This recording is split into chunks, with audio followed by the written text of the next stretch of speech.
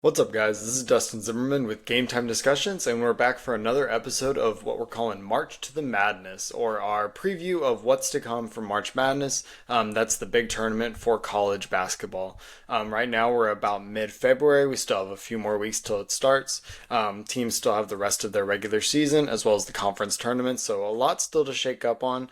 We're just going to kind of do little check-ins, see where some teams are, look at some bubble teams, look at the top teams, and then once we get a little bit closer, we'll start talking about even some mid-majors that could start making some waves once they get to the tournament. Teams like Drake or Bradley, for instance. So without further ado, we'll go ahead and get started here. So right now, current one seeds still Auburn, Alabama, Florida, Duke. These are the same as the one seeds we had last week. All of these teams have impressed. The only one to have a loss this week of these four was Alabama, and it was to Auburn in a really highly contested game. I believe it finished 94 to 85. It was the first time the two teams, being their rivalry, had met as the 1 and 2 teams in the country. Fantastic game. Both teams look like top four teams. Auburn looks like the #1 overall team, in my opinion. Right now, if I had to rank the rest, I'd probably put Duke at 2, Alabama at 3, Florida at 4, as far as the top teams in order, each of them being a 1 seed in their respective regions. Tennessee is really close behind Florida on this. They could really flip flop switch, in my opinion. Auburn, Alabama, Duke are probably pretty set and probably in the order, like I said, Auburn, Duke, Alabama. But after that, it gets a lot closer.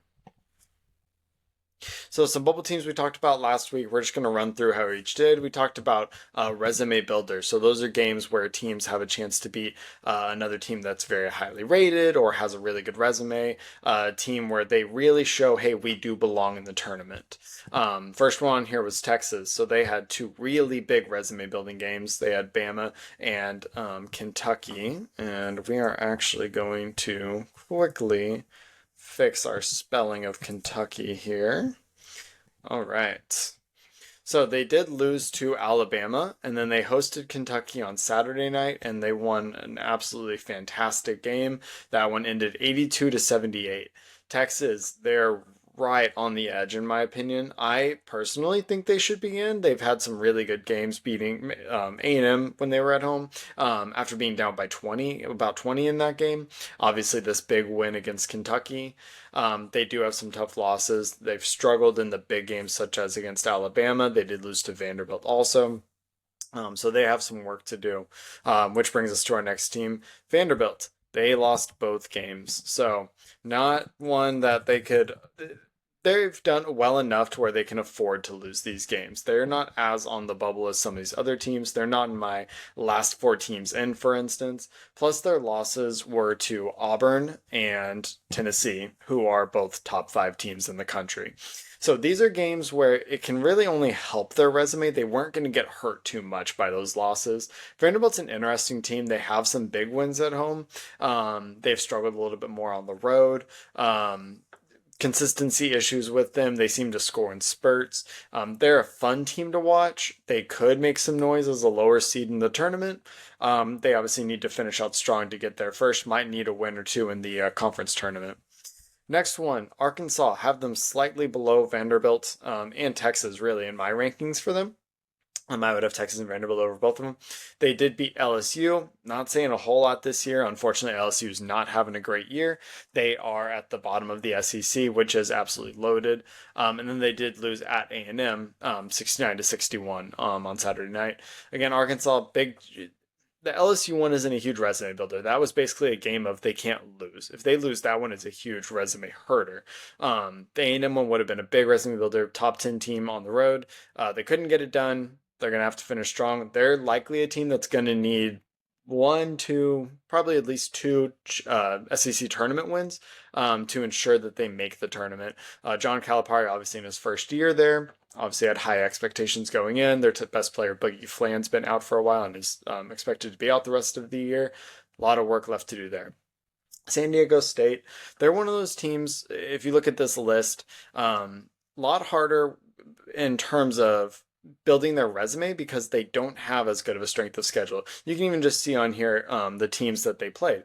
Now, they won both games. This is a situation where they're going to have games they just can't lose, basically. They're not going to have a whole lot of resume builders the rest of the year, but they need to make sure that they're handling the games they should be handling. They're winning the games they should be winning, which they got done. Ohio State, they beat Washington. They did lose to Michigan by 3 points. It was a one possession game. Um, could have really helped themselves there, Michigan being a top 25 team. Ohio State's very much on the edge. They interestingly have a win over Texas.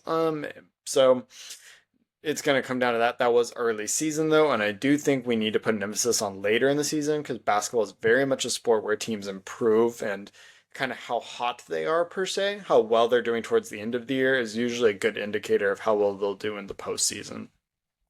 Nebraska, they lost versus Maryland. They just did not help themselves at all there. Maryland being a top 25 team. And then today they actually play the time I'm filming this. They beat Northwestern by 4. So they did help themselves there. Again, a game where they needed to win. They handled their business. Really could use that resume builder with Maryland. Right now they should be in the tournament though. Wake Forest is probably one of our first teams out of the tournament. Really streaky team. Really hurt themselves losing to Florida State too. They really, again, this is one of those games you can't lose it when we're down here trying to scrap for these final spots. They're going up against these other teams on the list, plus a few we haven't talked about yet. We'll talk about in some future episodes. They did win at SMU. They're going to need to finish strong. Again, they've had some suspect offense throughout the year. They're a fun team. They play hard, but getting their offense going has been an issue for them. I don't know if they'll have that much postseason success if they do make it. First, they got to handle business to get there. And then to cap off the teams we talked about last time, BYU won both of their games at West Virginia, which is pretty big. West Virginia did get a win at Kansas earlier in the year, so they're not an easy team to take down. And then they beat Kansas State. Kansas State has, well, probably include on our disappointments page we did last time at some point. They brought in Coleman Hawkins from Illinois in the transfer portal. They were expected to be a lot better, and they've been quite the letdown compared to what it looked like they were building and with their transfer success. So another team I wanted to bring up was Georgia. So they're again on the lower half of the SEC, but when the SEC is this stacked, there's a chance they get 10 teams into the tournament this year. It's absolutely insane. And we've talked about 3 of them this episode already as far as vying for 1 seeds. A&M close behind vying for a 2 seed. Georgia, great team. Asa Newell's a really good big man, freshman. They did lose their last 2 over this past week, so they're not helping themselves there. But this is probably on our list here, the biggest one where they can build their resume. They're going to be at Auburn and versus Florida. By far the hardest 2-game schedule on this list. I don't want to say by far, actually, because BYU's is going to be pretty tough too. But definitely the hardest, especially that at Auburn one. So if they can win one, they'll really help themselves out. If they can win both, then I think they probably become a lock to go ahead and make the tournament. Vanderbilt, they're going to be at Kentucky and then against Ole Miss. Ole Miss, likely a tournament team. Kentucky's looking like they're going to be a top 5-6 seed. Again, 2 big games they can really help themselves in. Ole Miss, probably a lock already to be in the tournament. Vanderbilt could become that with 1 to 2 wins this week, depending on how they handle their business and how some of these other teams do. Arkansas is going to be at Auburn, so huge game there. And then versus Missouri, another top 25 SEC team, again, likely going to make the tournament. So the absolute juggernaut that is the SEC this year has made their teams have a lot of resume building opportunities, but also, unfortunately, kind of knock each other out as well. San Diego State, they did well. Again, they're going to have a lot of games like this. They just have to keep winning. That's it. Win and in. And they may end up needing to win the conference tournament too, depending on how many of these like SEC at large, Big Ten at large teams step up. Ohio State, like I said, they should be safe. Most projections I've seen have them about a 9 seed. You really start talking about these last bubble teams in the 10, 11, 12 range. They should be fine. We'll keep an eye on them. I'll keep giving updates, see how they do. Nebraska, they're going to be at Penn State. Game they have to win, basically. And then versus Michigan. So again, top 25 game. Going to be a good resume building game for them. Opportunity. Wake Forest, both of these are have to wins. They start dropping these ones, their chances outside of if they make a big run in the conference tournament, they're probably done.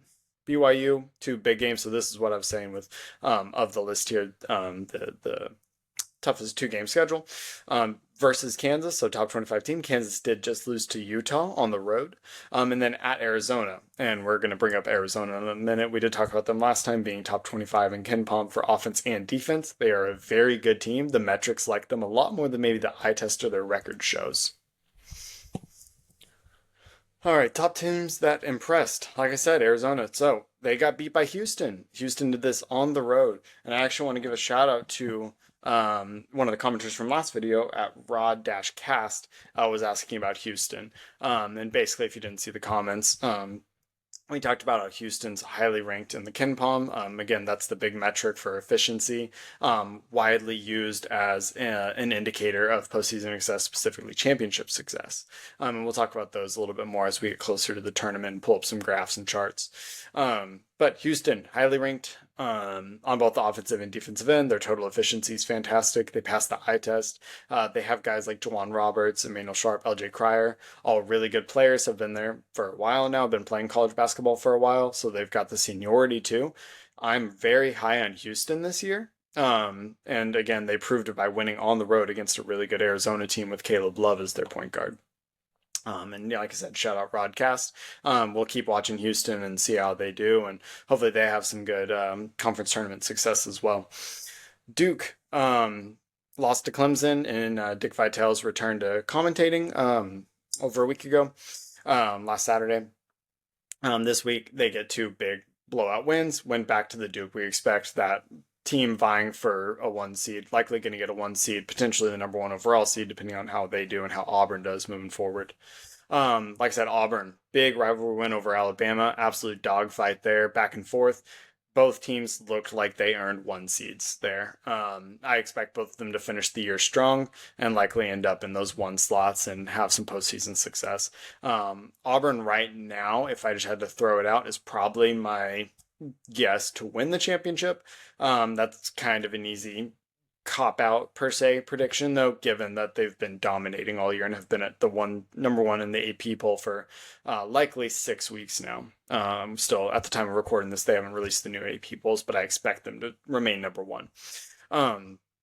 Florida, they get a big win over Mississippi State. Again, they are one of the teams that just knocked off Auburn a couple weeks ago.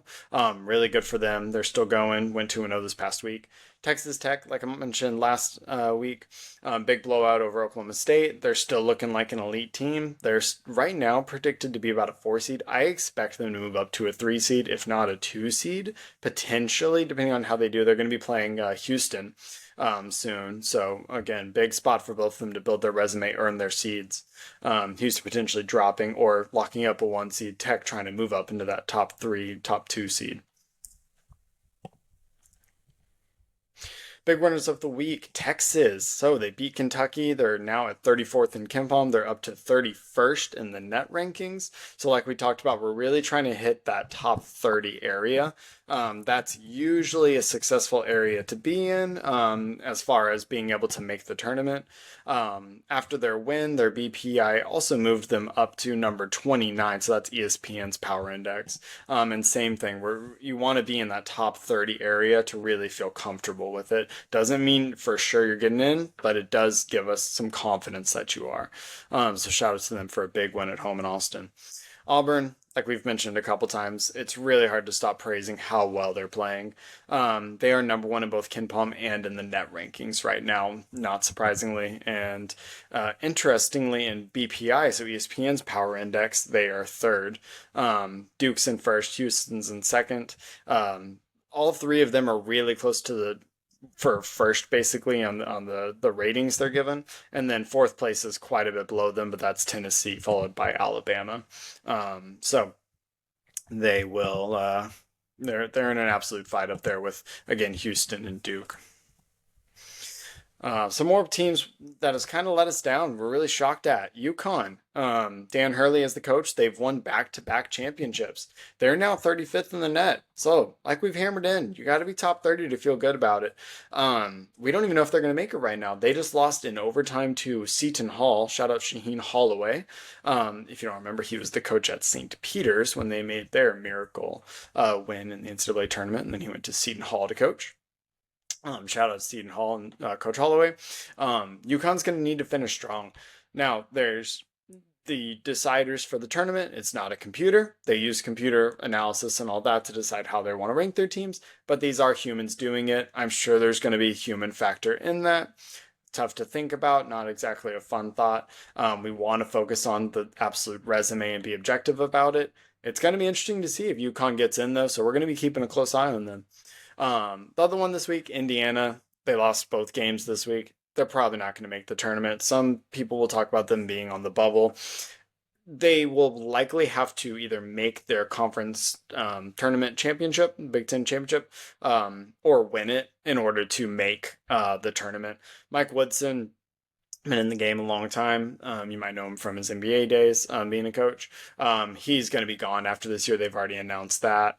But was hoping, Indiana's perennially been very good, or they have a long history of being amazing in college basketball. We think of them in the terms of the Dukes and the Kentuckys, the other Blue Bloods, for instance.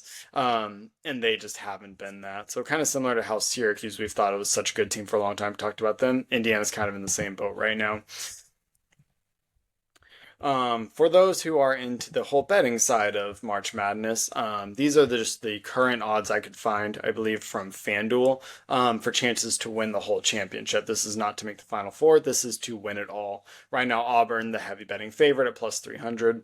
Duke at plus 450, not too far behind. Then we have a little bit of a jump. We got Houston plus 900. Florida plus 1,000. Bama plus 1,100. I believe that is all I got for you there. So I'm going to go ahead and stop sharing my screen. All right. So, fun week in college basketball. A lot of moving pieces. There's 120 teams, 130. Right now, we're really focusing on the very top and the ones who are really going to need to make the push, do what they can to make the tournament. Always feel free to leave me comments, questions, thoughts, teams you want me to look at their resume, thoughts about conference tournaments, the mid-majors, for instance, where you think certain teams should be seeded, if you have questions about head-to-head matchups coming up, or if you just want to know what games I'll be watching. Would love to talk about it more. Like I said, had some good comments from the last one where we had talked about Houston's resume, for instance. Please feel free to leave any sort of comments, questions. Thank y'all very much for joining us today, and I hope you enjoy college basketball as much as I do, and we'll be back next week for another March to the Madness episode. Thank y'all.